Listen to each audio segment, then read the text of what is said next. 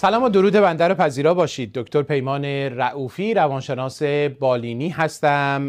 در قسمتی دیگر از سری برنامه‌های هنر فرزندپروری در حضور شما عزیزان.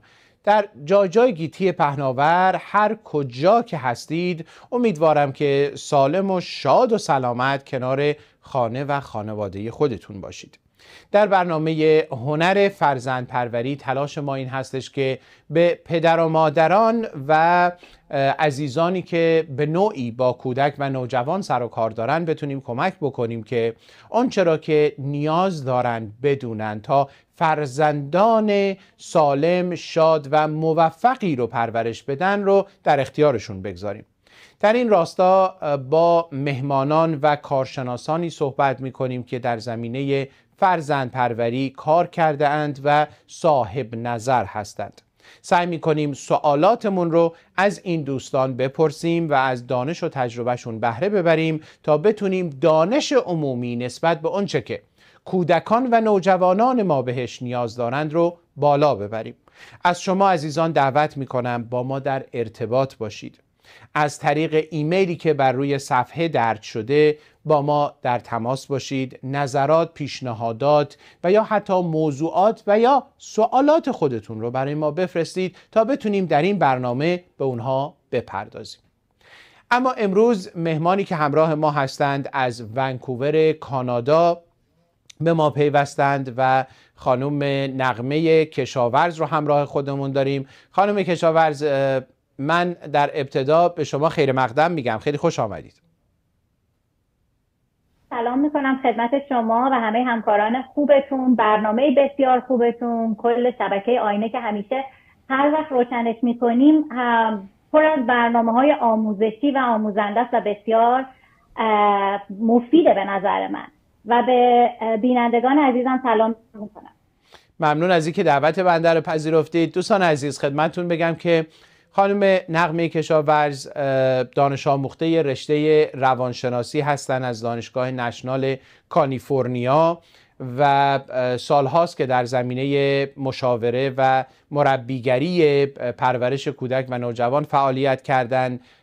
نویسنده بسیاری از کتاب‌های حوزه کودک هستند، همینطور ترجمه می‌فرمان کتاب‌های متعدد علمی رو که به خصوص در حوزه تعلیم و تربیت کودک و نوجوان هستش و یکی از کارهای بسیار خوبی که انجام داده اند و میدهند این هستش که عضو هیئت مدیره مؤسسه غیر انتفاعی هستند که تلاش میکنه در جهت آموزش و کمک به کودکان دنیا فعالیت کرده باشه به نام Save a Child International Foundation که در کانادا و ونکوور مستقر هستش. همینطور خانم نغمه کشاورز از مدرسین رسمی دوره‌های انستیتوی جان گاتمن هستند که با این مؤسسه هم سال هاست که فعالیت دارند. اما امروز موضوعی رو که میخوایم با خانم کشاورز صحبت بکنیم بحث مسئولیت پذیری است. بسیار من میبینم پدر و مادرانی که شکایت میکنند از اینکه فرزند من مسئولیت پذیر نیست و حالا مواردی رو هم اشاره میکنن بهش که ثابت بکنن چرا اونها معتقد هستن که فرزندشون، نوجوانشون مسئولیت پذیری نداره. به نوعی هم مقایسه میکنن با مسئولیت پذیری خودشون و میگن که خب من سر کار میرم، شغل دارم، اجاره خونه رو پرداخت میکنم و نیازهای خانواده رو برآورده میکنم. ببینید من چقدر مسئول هستم، حالا چرا کودک من و یا نوجوان من مثل من مسئول نیست؟ حالا میخوایم امروز یه مقدار این مسئله رو با همدیگه باز بکنیم و نگاه بکنیم به اینکه اصولاً مسئولیت پذیری چیه. خانم کشاورز برای ما بفرمایید این مسئولیت پذیری که اینقدر ازش صحبت میکنیم مثلا تعریفش چیه؟ در اصل مسئولیت پذیری مفهوم کاملش اینه که من تمام تلاش خودم رو بکنم، فرزند من تمام تلاش خودش رو بکنه، در برابر کارهایی که انجام میده مسئول باشه، بگه که پاسخگو باشه و در برابر اشتباهاتش پاسخگو باشه. اما تعریفی که من همیشه به والدین میکنم از مسئولیت پذیری، میگم که مسئولیت پذیری مثل یه کوله پشتی میمونه. و ببینید کوله پشتی رو 2 نفر نمیتونن روی دوششون بندازن. یک مسئولیت یک کوله پشتیه. خیلی خیلی این مفهوم بازتر خواهد شد وقتی که متوجه بشیم که اگر من به عنوان یک والد یک مسئولیت رو به دوش بکشم، فرزند من دیگه نمیتونه اون کوله پشتی رو به دوش بکشه، چون مسئولیت واقعا مثل یک کوله پشتیه. اگر من مرتباً به خاطر انجام تکالیفش بهش گیر بدم، بهش بگم باید انجام بدی، تکرار کنم، هی اصرار کنم، این میشه مسئولیت من، دیگه مسئولیت فرزند من نخواهد بود. این کوله پشتی میاد روی دوشهای من.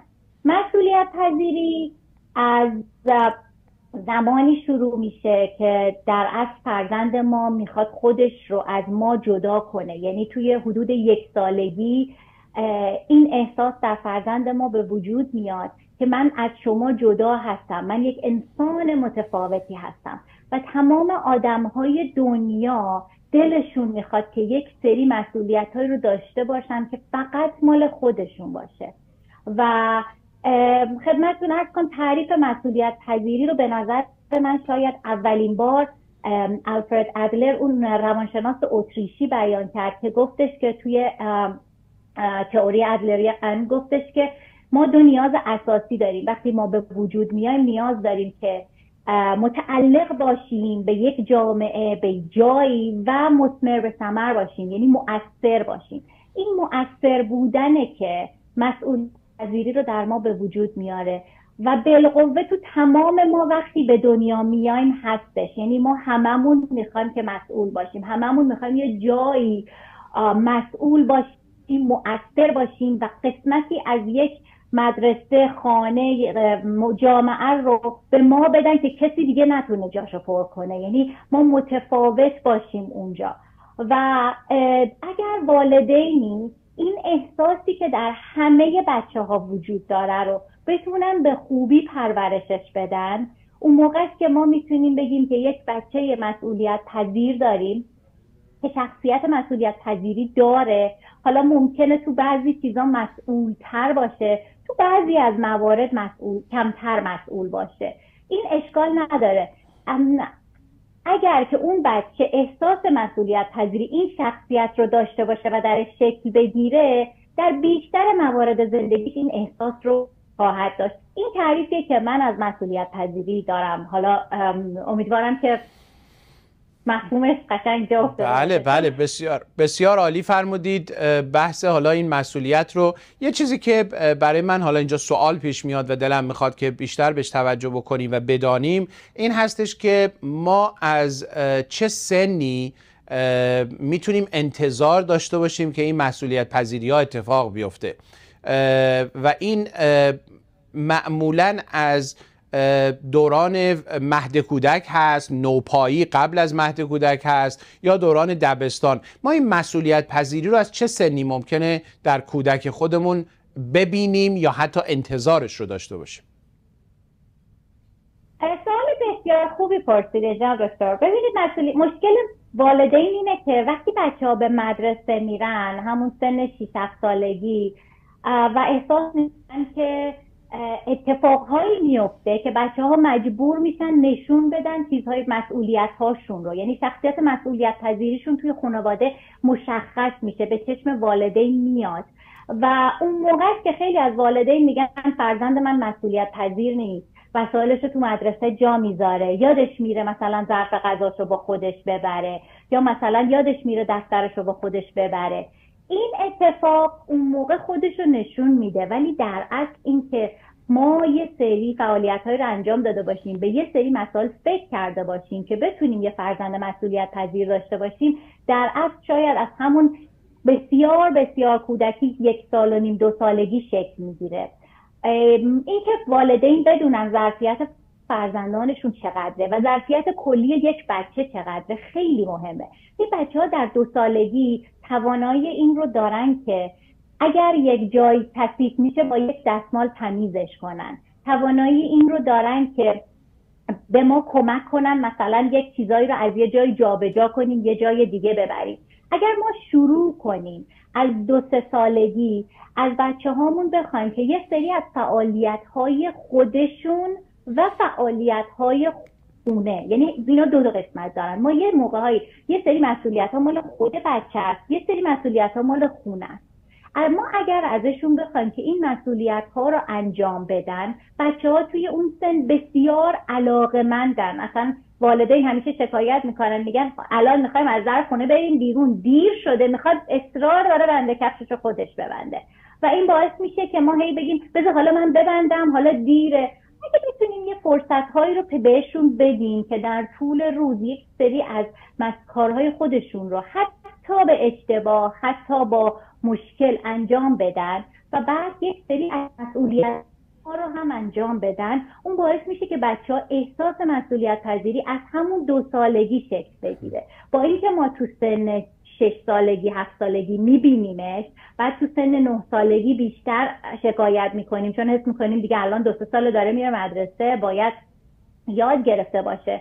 اما این اتفاق از سنین بسیار بسیار پایین شروع میشه، از اونجایی که بچه 2 ساله ما میتونه اسباب بازیاشو جمع کنه توی یه سبد بندازه، میتونه اگر از دستش یه چیزی ریخت پاکش کنه. این خیلی همون احساس مؤثر بودن رو به فرزند ما میده و احساس شیرین کمک کردن به دیگران که همه ما دوستش داریم.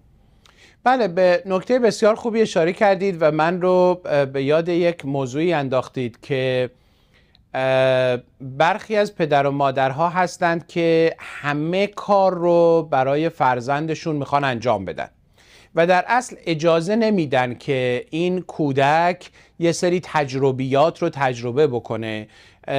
دوستان این رو در نظر داشته باشید که اینی که ما به عنوان پدر و مادر تلاش میکنیم همه کارهای بچه هامون رو ما انجام بدیم یا مسئولیتی به اونها ندیم و چون کودک هست و شاید اونها رو ما اشتباهاً بسیار ناتوان میبینیم، از مرتب کردن تختشون، از جمع کردن اسباب بازیاشون، از کنار گذاشتن بشقاب غذاشون، همه اینها رو من دیدم که برخی از پدر مادرها اونها میخوان انجام بدن و ترجیح میدن که کودک این کار رو نکنه. حالا این یه دلیل میتونه دلیلش واقعاً وسواس پدر و مادر باشه که حتما باید کارها رو جوری انجام بدن که خودشون میخوان و اگر این بشقاب یه خورده این ور اون ور تر گذاشته باشه اونها به هم میریزن. خب این وسواس و نگرانی هایی است که برخی از پدر و مادرها دارن، در نتیجه نوع کاری که دیگری و یا کودکشون انجام میدن رو قبول ندارن،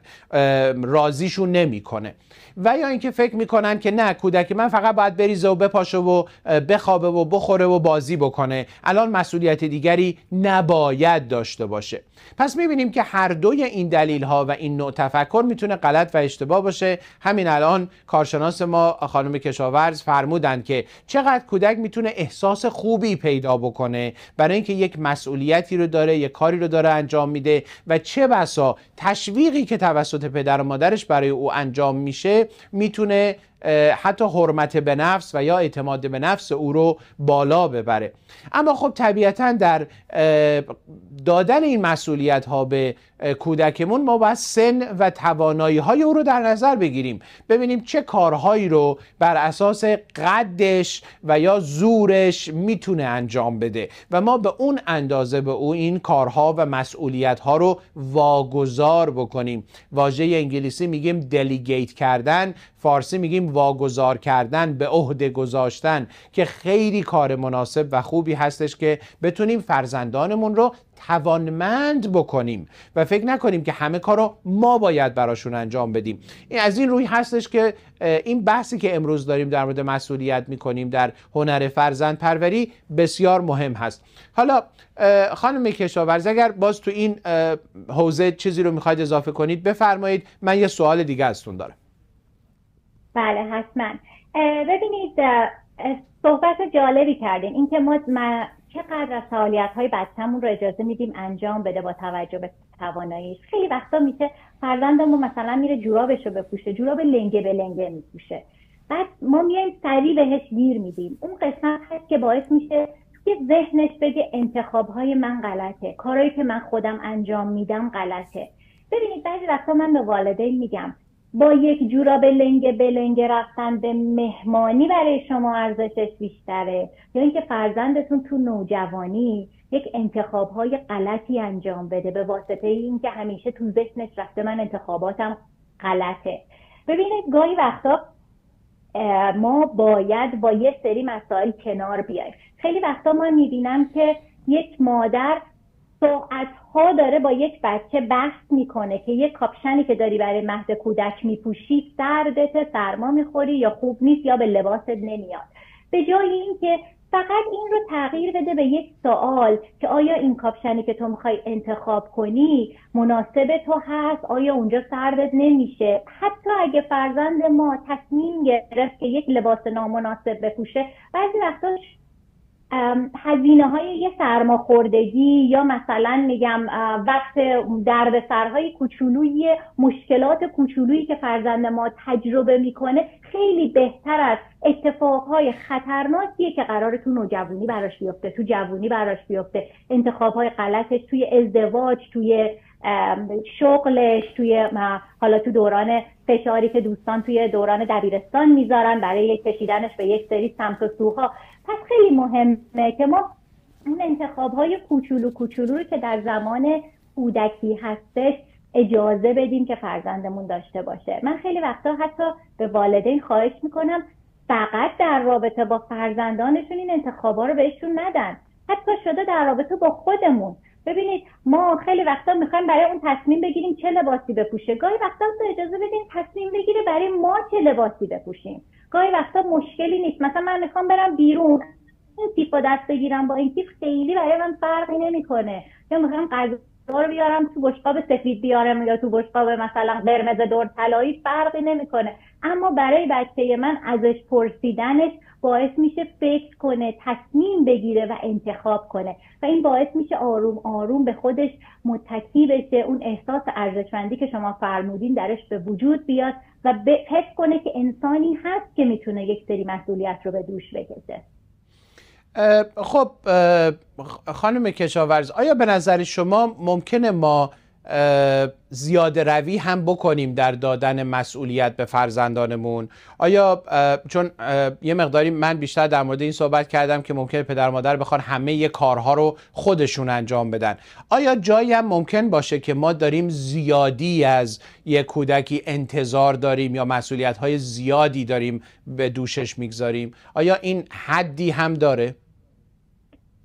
کلا فرزند پروری همیشه روی یه لبه راه رفتنه، همیشه یا از این ور که از این ور نیافتیم یا از اون ور نیافتیم و متاسفانه حالا شاید روانشناسان مختلف اومدن والدین رو دسته‌بندی های متفاوتی کردن که تمام این دسته‌بندی ها این بوده که ما چقدر از این طرف بیافتیم یا چقدر از اون طرف بیافتیم. من همیشه میگم که اگر من به عنوان یک مادر و پدری باشم که تمام مسئولیت ها رو میخوام به گردن فرزندم بندازم، توجهی بهش نکنم یا اصلا انگار مادر پدری که وجود نداره باشم، این آخر نقطش باشه و یک جایی هم یک مادر پدری که خیلی خیلی میخواد دیکتاتور باشه و تمام کنترل رو داشته باشه، باید سعی کنم تو این محدوده وسط برم، یک محدوده خاکستری رنگی که نه به این ور نزدیک نه به اون ور. ببینید دانستن این مسئله از طریق این به وجود میاد که ما همیشه برای فرزندانمون چالش هایی بذاریم که یه ذره کمی از تواناییش بیشتره، خیلی کم، شاید من میگم 10%. یعنی اگر خیلی به راحتی میتونه اسباب بازی‌هاش رو جمع کنه، الان میتونه یک قدم فراتر برداره و یک کار کوچولوتری دیگه مثلا کمک کنه ما هم سفره رو جمع کنیم. پس همیشه مسئولیت پذیری توی حتی کار همینجوریه، توی زندگی همینجوریه. اگر من هر روز توی شغلم رشد نکنم یا توی زندگیم رشد نکنم، احساس خوبی نسبت به خودم ندارم. همیشه یک 10% نسبت به روز قبل، نسبت به موقعیت قبلی که من دارم باید بیشتر، چالشم سنگین تر باشه. و از طرفی هم جناب رئوفی تشویق هم مهمه. بعضی از والدین مسئولیت خوب به فرزندشون میدن یا تشویق نادرست میکنن یا کم تشویق میکنن. مثلا تشویق درست انجام دادن خیلی مهمه، یعنی کیفیت تشویق حتی از میزان تشویق مهمتره. وقتی فرزند من داره برای خونه یک کاری رو انجام میده، نیاز نیست که من به اون پول تو جیبی بدم. ببینید ما باید برای فرزندمون یه سری مسئولیت ها رو مشخص کنیم. توی جلسات خانوادگی، توی برنامه ریزی ها مسئولیت های همه مشخص بشه. باید فرزند من یاد بگیره اگر درون یک خانه داره زندگی میکنه، از اون موهبت های خونه داره استفاده میکنه، از اینترنت استفاده میکنه، از ماشین استفاده میکنه، غذا درست میشه، خورده میشه، اینا اتفاقای خوبی که توی خونه میفته، از محبت مادر و پدر. حالا باید بدونه که مسئولیت های اون خونه هم تا حدی به دوش اون هست. یعنی یک خونه، یک مکان امن، یک زندگی از دو قسمت تشکیل شده و وقتی فرزند من این رو یاد بگیره متوجه میشه که جمع کردن بعد از غذا یک وظیفه است، یک مسئولیته که به گردن اون و بقیه اعضای خانواده است، نه یک کار اضافه‌ای که بابتش هزینه داده بشه. این مدل تشویقی که مادر پدرها میکنن. حالا یه زمانی مادر پدر میاد میگه خب ما کی به بچه هامون پول بدیم برای تشویقشون؟ مثلا وقتا میگن برای کارهایی که شما میسپارین یه نفر انجام میده و بهش پول میدین. اگه توی حیاط خونتون باغبون میاد یا یه نفر میاد برگ‌ها رو جمع میکنه بهش پول میدین، حالا میتونین به فرزندتون پول بدین که اون کارو انجام بده.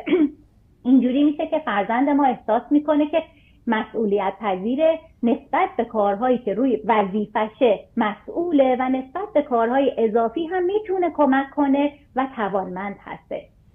به خاطر همین همیشه پیدا کردن اون قسمت خاکستری رنگ که من نه از این وری بیفتم و نه از اون وری خیلی مهمه. بیشتر به نظر من نوع تشکیل کردن مسئولیت پذیری حتی از مسئولیت دادن مهمتر هسته. بله، و اینکه ما توجه بکنیم به توانمندی های بچه ها که این توانمندی های اونها در چه حدی هست و تا چه اندازه اونها میتونن از پس اون مسئولیتی که ما رو دوششون میگذاریم بر بیان. اما دوستان در این قسمت یک میان برنامه رو توجه میکنیم بهش و وقتی برگردیم یکی از نکاتی که حتما در گفتگوی ما خواهد بود بحث راهکارهاست و به راهکارهای اشاره میکنیم که احیانا اگر بچه های ما مسئولیت پذیر نیستند ما چه باید بکنیم. همراه ما باشید، برمیگردیم در نیمه دوم برنامه.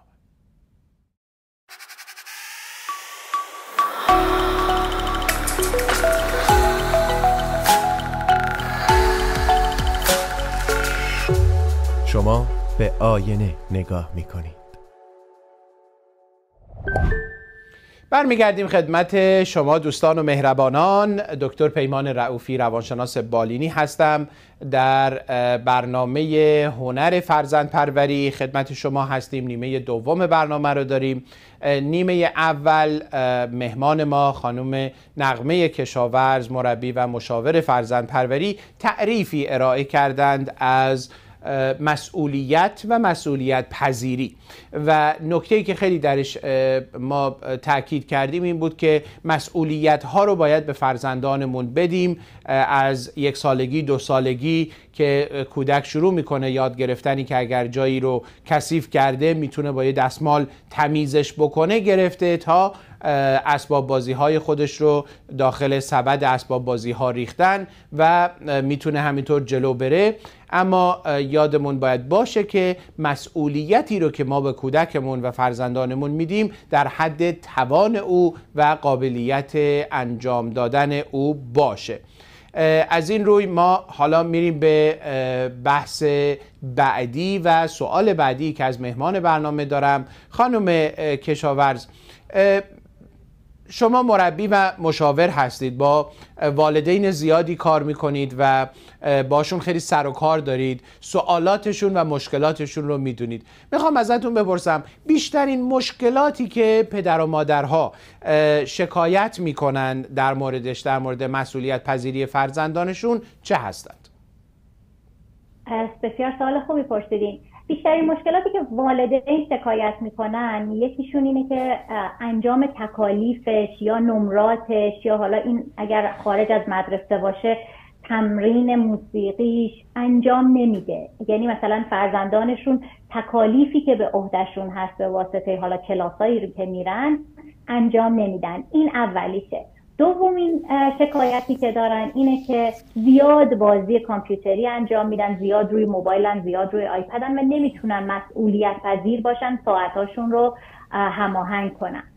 سومین شکایتی که والدین خیلی وقتی مثلا رجوع میکنن اینه که صبح از خواب دیر بلند میشن، مخصوصا تو خانواده‌های ایرانی، چون حالا فرهنگ به فرهنگ متفاوته. تو خانواده‌های ایرانی شکایت خیلی والدین اینه که بچه‌ها صبح سر وقت خودشون از خواب بیدار نمیشن، خودشون به موقع از خواب بیدار نمیشن. و خیلی جالبه که من توی زمان کودکی فرزند من رو تمام قسمت‌های کارهای خودش مسئولیت پذیر بود، غیر از صبح از خواب بیدار شدن، و اون دقیقاً برمیگشت به همون کوله پشتیه. یعنی من به شما گفتم بعضی از بچه‌ها تو بعضی قسمت‌ها مسئولن، تو بعضی قسمت‌ها مسئول نیستن. چون اون کوله پشتی صبح از خواب بیدار شدن رو دوش من بود. من هر روز صدای زده بودم، من خیلی وسواس داشتم که دیر به مدرسه نره، مرتب تکرار میکردم. یه سفر ما رفتیم، یک هفته‌ای سفر کاری با همسرم و پسر من با مادر بزرگش تنها بود و میدونست مادر بزرگش صداش نمیزنه. اون یک هفته رو حتی یک دقیقه به مدرسه دیر نرفت، چون کوله پشتی دیگه زمین گذاشته شده بود و روی دوش اون بود و از اون تاریخ به بعد این کوله پشتی رفت روی دوش اون. یعنی دلیل بسیاری از همین مشکلات برمیگرده به همون کوله پشتیه که حالا بیشتر در موردشون صحبت خواهیم. من نکته‌ای که به نظرم رسید این هستش که در نیمه اولم شما اشاره کردید، بسیاری از ما به عنوان پدر و مادر مسئولیت‌های فرزندانمون رو خودمون می‌خوایم به عهده بگیریم. مثل همین مثال این که ما بچه‌ها رو صبح برای مدرسه رفتن از خواب بیدارشون بکنیم، 5 بار 10 بار هی صداشون بکنیم، پتو رو از روشون بکشیم، چراغ اتاق رو روشن بکنیم و ما اونها رو هی مجبور میکنیم که بلند شن و به مدرسه ببریمشون.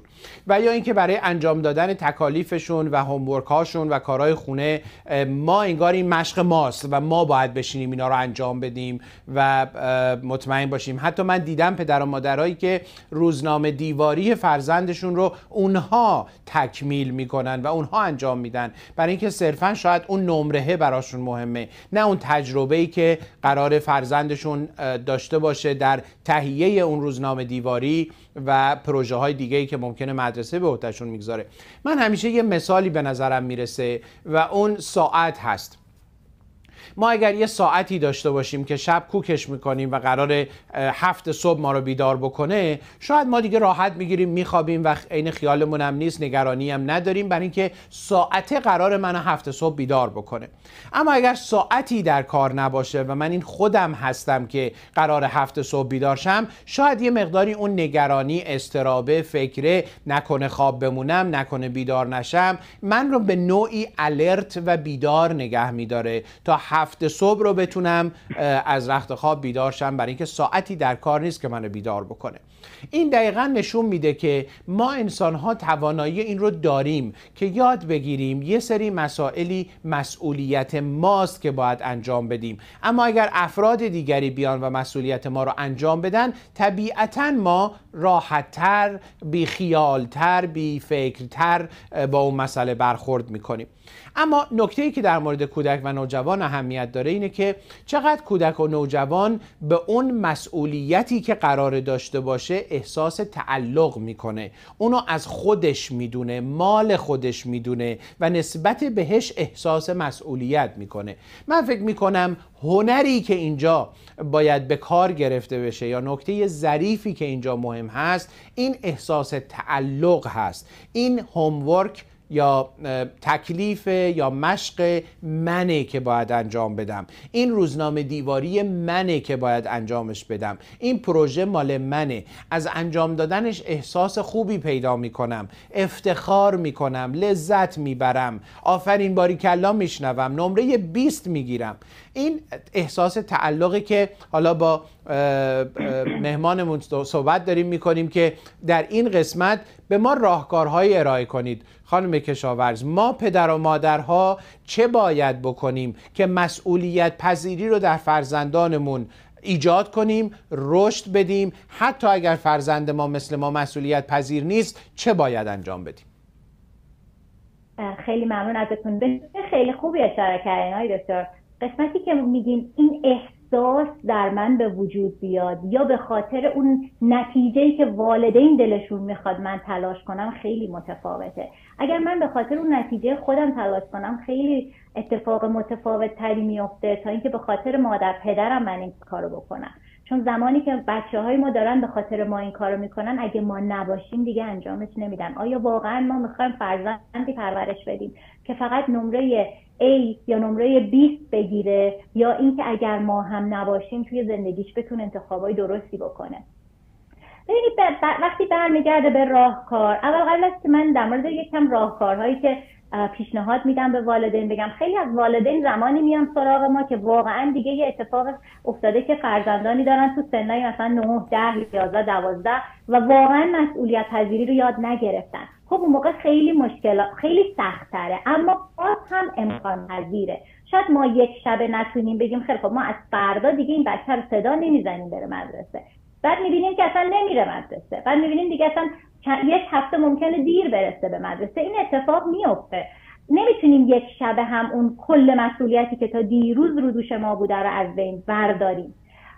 راهکارهایی دارن اون والدین که حالا بچه‌هاشون رسیدن به اون نقطه، اونا باید بیشتر تلاش کنن، باید برگردن جلسات خانوادگی بذارن، جواب سوال بذارن، آینده نگری، یه سری حالا کارهایی هست برای بچه‌ها برای آینده نگری، سوالات آینده بهش میگن.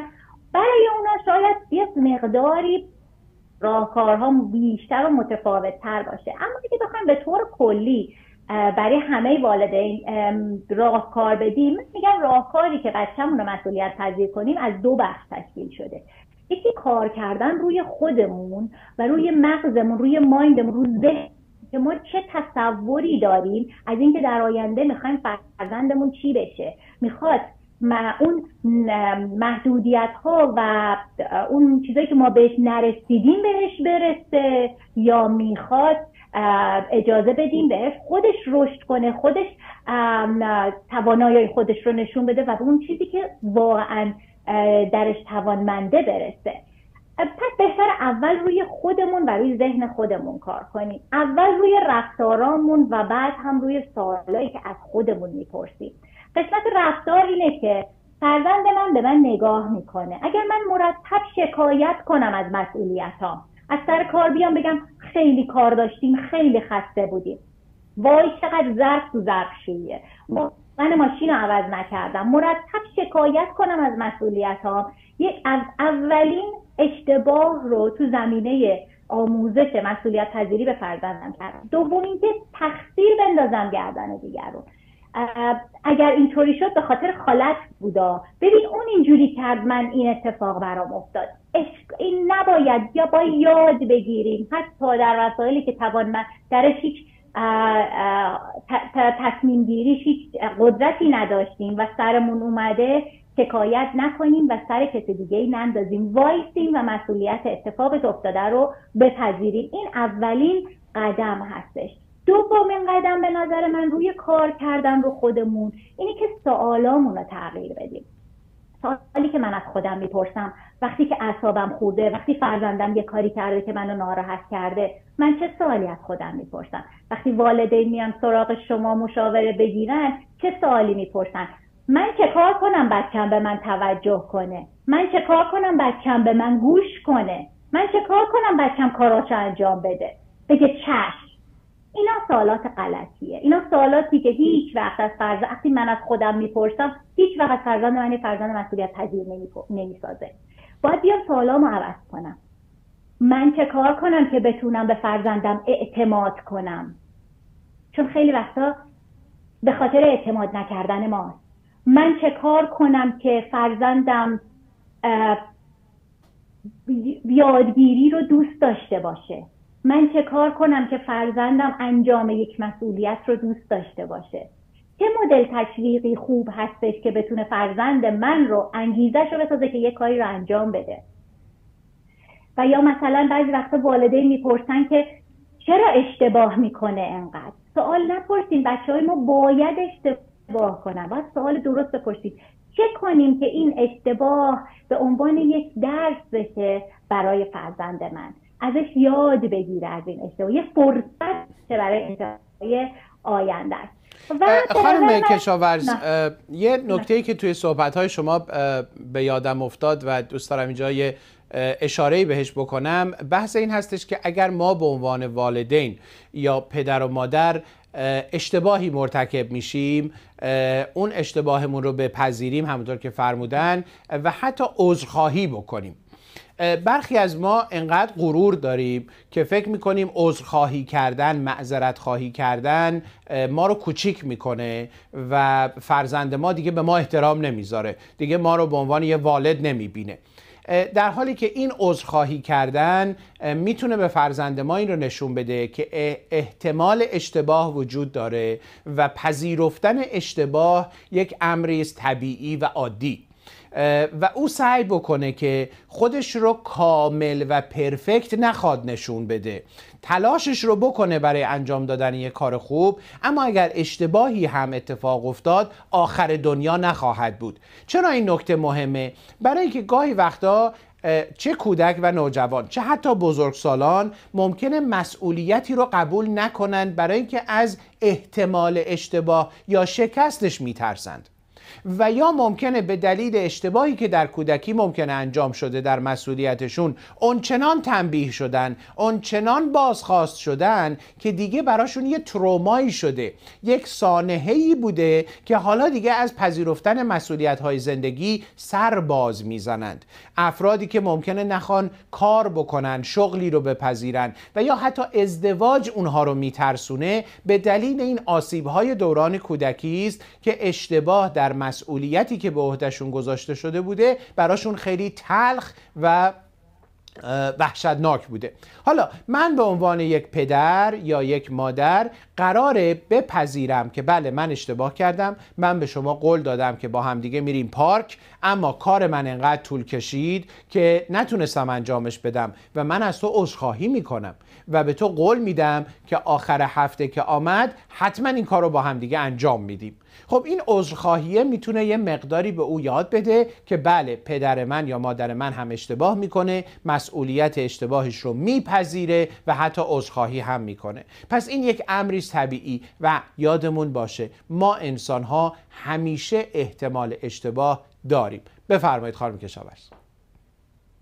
خیلی ممنون از نکته که گفتین. اصلا درستش اینه که ما نشون بدیم از اون اشتباه چه درسی گرفتیم و چطوری ازش به عنوان فرصت استفاده کردیم. بعضی وقتا حتی ما والدین وقتی اشتباهی میکنیم دلمون نمیخواد جلو بچه‌هامون بگیم، قایمش میکنیم و به قول معروف ماسمالیش میکنیم. در صورتی که اشتباه کردن و نشون دادن به اینکه ما این اشتباه رو کردیم و چطوری میتونیم جبرانش کنیم، چطوری میتونیم برای چه کار متفاوتی انجام بدم که بعداً آینده دوباره این اشتباه اتفاق نیفته. این رو اگه من حتی جلسه بذارم، توضیح بدم، بگم آی اهالی خانواده من این اشتباه رو کردم، من مثلا میگم تصادف کردم و این مجبور شدم این هزینه رو بدم به خاطر اشتباهی که بیمه‌مو درست انتخاب نکرده بودم و الان به چه کار متفاوتی میتونم بکنم. این مثالاییه که تو زندگی برای ما اتفاق میفته و خیلی وقتا اصلا بچه‌ها ما متوجه نمیشن. چرا اتفاق؟ چرا نباید متوجه بشن؟ چرا نباید براشون بعضی وقتا توضیح بدیم که ازش درس بگیرن؟ البته اونایی که مناسب سن و سالشونه. اما خدمتتون عرض کنم که چطوری حالا من گفتیم راهکارهایی که ما برای خودمون انجام بدیم، راهکارهای بچه‌مون چیه؟ یکی از بدترین اتفاقایی که میفته اعلام کردن بیشماره. یعنی اگه من برای یه کاری بیشتر از یه بار از فرزندم بخوام انجامش بده دیگه حساسیتش از دست میده، دیگه اون کار واقعا مطمئن باشین برعکسش رو میخواد انجام بده. و والدینی که دانشگاه براشون خیلی خیلی خیلی مهمه، خیلی وقتا فرزندانشون شاید اصلا دانشگاه نرن یا اگرم میرن بعد از چند سال تأخیر میرن به خاطر اینکه اصلا توی ذهنشون شده به خاطر پدر و مادر میخوان یه کاری کنن برعکس اون. شاید اصلا بخوان برن دانشگاه ولی یه کاری میکنن که نرن به خاطری که فقط میخوان حرف خودشون باشه. چون هر انسانی باید به اندازه کافی در طول روز تصمیم گیری داشته باشه و این از بچه 2 ساله گرفته تا یک فرد مسن. اصلا من دیشب داشتم یک کتابی رو میخوندم، هنر خوب پیر شدن بود و خیلی جالب بود و به ما بزرگتر به ما حتی توضیح میداد که اگر والدینتون دارن با شما زندگی میکنن و تو سن پیری هستن اجازه بدین انتخابای زیادی داشته باشن، اونا هم مثل بچه ها میمونن و شما هم براشون نکنین و ما به واسطه انسان بودنمون دوست داریم مسئول باشیم، دوست داریم یک قسمتایی از کار رو انجام بدیم. اما اتفاق بدی هم در تراپی کی میفته؟ موقعی که وقتی اتفاق اشتباهی رخ میده و ما والدین شروع میکنیم به جای درست سوال پرسیدن از فرزندانمون از دیدی گفتم ها استفاده میکنیم. دیدی گفتم درس بخون، هی من جز میزدم کامپیوتر رو بذار کنار بشین درس بخون. این جملات خود والدین به خدا. دیدی گفتم اگه خونده بودی اینجوری نمیشد، اگه این کارو کرده بودی اینجوری نمیشد، اگه این کاپشن رو پوشیده بودی الان سرما نمیخوردی، نمیلرزیدی. این موقع است که دیگه اثر کلا اون فرصتی که با قرار از اون اشتباه به دست بیاریم از بین رفته و فرزند ما محاله دیگه یادش بگیره. در صورتی که اگر سوالات کنجکاوانه بپرسیم، تو انگلیسی میگن curiosity question، سوالی که واقعا کنجکاوانه است، یعنی من والد نمیپرسم که انتقاد کنم. سوالای انتقادی متاسفانه در فرهنگ ما خیلی وجود داره، سوالهایی که مثلا چرا نپوشیدی، چرا نرفتی، به جای اون چی شد که سردت شد، چه احساسی داری نمرت اومده پایین، به جای اینکه چرا نمرت اومده پایین، حالا ببین چی کار کردی بهت گفتم، چرا چه احساسی داری که این نمره رو گرفتی. خانم کشاورز، سه تا کلمه من یادم افتاد الان که دارید صحبت میکنید و دارم به شما گوش میکنم: ابراز خشونت، سرزنش و ملامت، احساس گناه دادن. یعنی سه تا کار غلط، اشتباه، خراب کننده، نابود کننده که ممکنه بسیاری از والدین استفاده میکنن. نیتشون هم شاید خوب باشه، میخوان فرزندشون موفق بشه، کاراش درست باشه، مسئولیت پذیر باشه. ابراز خشونت مثل داد زدن، کتک زدن، تنبیهات ناشایست. ملامت و سرزنش، همین جملاتی که شما استفاده کردید در مثالتون. و احساس گناه، من حالم بد شد، سردرد گرفتم، احساس بدی پیدا کردم، دیشب خوابم نبرد، معده درد گرفتم و چیزهای دیگه که یه جوری احساس گناه میدیم به فرزند ما برای اینکه مشقشو نکرده، نمرش رو بد گرفته یا خونه رو مرتب نکرده یا مسائل دیگه. بفرمایید. بله بسیار درست میگین. این احساساتی که باعث میشه فرزندان ما کلا از مسئولیت صرف نظر کنن.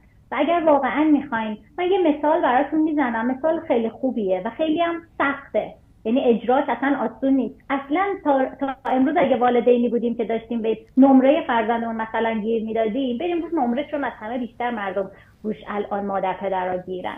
ببینید کارنامه فرزندتون میاد خونه و حالا قدیم که کاغذی بود الان هم آنلاین میاد و از شما میخوان که امضاش کنید. ببینید واقعیت میگم، فرزند من میومد اعتماد میکرد مامان 2 هفته است این کارنامه رو میزه، من فردا باید ببرمش مدرسه. من از تو پاکتش درش نمی آوردم، برای که میگفتم این مسئولیت. بعد از 1-2 هفته که هی مثلا 2 روز 3 روز 4 روز 1 هفته میرفتم باز میکردم و خب 2 حالت داشت. اگه نمره ها خوب بودن نمیگفتم آفرین حالا بیا برای جایزه بخرم. ما برای نمره کارنامه تو خونمون هیچ وقت جایزه نداشتیم، به هیچ والدینی هم پیشنهادش نمیکنم. تازه اون موقع فرزند شما باید به شما سور بده.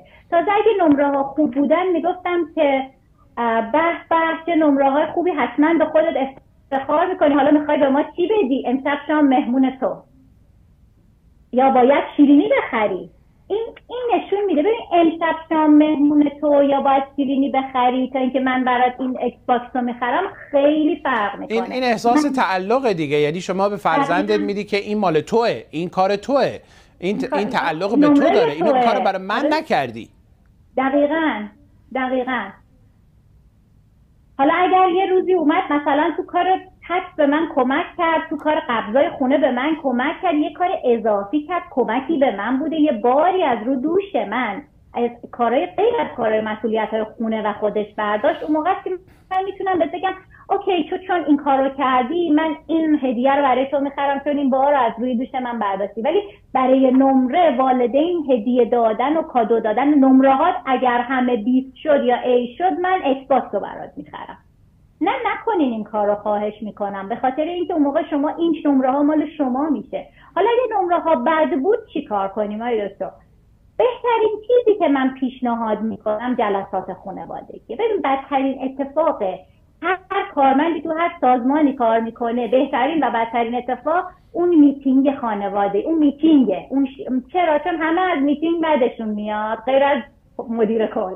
به خاطر چی؟ به خاطری که میخوان همه رو بازخواست کنن چرا این کارو کردن، تو زبون مهربونی و زبون درست و زبون بدون احساس گناه دادن. میتینگ خانوادگی که میشه، حالا ممکنه پدر مادر و اون فرزند باشه، صحبت ها فقط در حد این هستش که چه کار کنیم در آینده اتفاقات بهتری بیفته. یک بار این گفتگو میشه و راهکار و من چطور میتونم به شما کمک کنم نمره بهتری بگیری، و این باعث میشه که فرزند ما شروع کنه و این اتفاق رو متفاوتش کنه، به جای اینکه هر روز ما بخوایم بهش گوشزد کنیم. ممنونم از شما خانم کشاورز عزیز و بحث بسیار مهمی رو که امروز برای ما آوردید و اطلاعات خوبی که دادید. سپاسگزارم از فرصت شما و دوستان عزیز که به این برنامه توجه کردید. امیدوارم براتون مفید بوده باشه. پیشنهادات خودتون رو برای ما با آدرس ایمیلی که بر روی صفحه هست در میون بگذارید. تا درودی دیگر، بدرود.